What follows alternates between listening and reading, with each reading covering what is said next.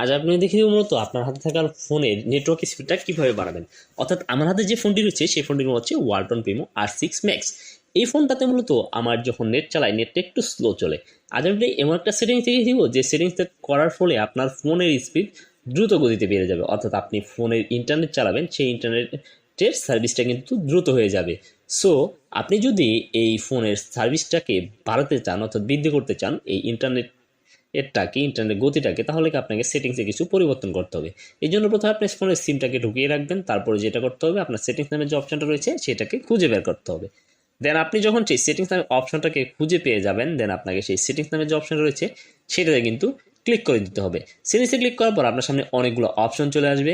এইখান থেকে আপনি স্ক্রল ডাউন করবেন, স্ক্রল ডাউন করতে করতে দেখতে পাবেন মোবাইল অ্যান্ড ইন্টারনেট নামে একটা অপশন রয়েছে। দেন আপনি সেই মোবাইল অ্যান্ড ইন্টারনেট নামে যে অপশনটা রয়েছে সেই ইন্টারনেট অপশনটাতে ক্লিক করে দিবেন।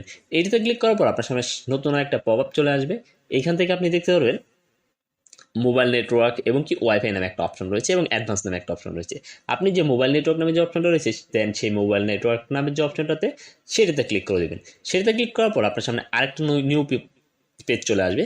এইখান থেকে আপনি যে সিম দিয়ে নেট চালাবেন সেই সিমের স্পিড বাড়াতে চাইলে সেই সিমটাকে সিলেক্ট করে দিয়ে এখানে প্রিফার্ড নেটওয়ার্ক টাইপ নামে একটা অপশন দেখতে পারবেন। দেন আপনি সেই প্রিফার্ড নেটওয়ার্ক টাইপে ক্লিক করে দেবেন। ক্লিক করে এখানে 4G 3G 2G অটো যে টেক্সটটা রয়েছে সেটাতে সিলেক্ট করে দেবেন। দেওয়ার পর এখানে ইনহ্যান্স 4G LTE মোড নামে একটা অপশন রয়েছে। দেন আপনি এই অপশনটাকেও কিন্তু একইভাবে টার্ন অন করে দিবেন। এটা টার্ন অন করে দিয়ে কেরিয়ার ভিডিও কলিং সার্ভিসটাকে টার্ন অন করে দিবেন। এটা করলে মোটামুটি আপনার ফোনের নেটওয়ার্ক স্পিড একদম বেড়ে যাবে। সো ভিডিওতে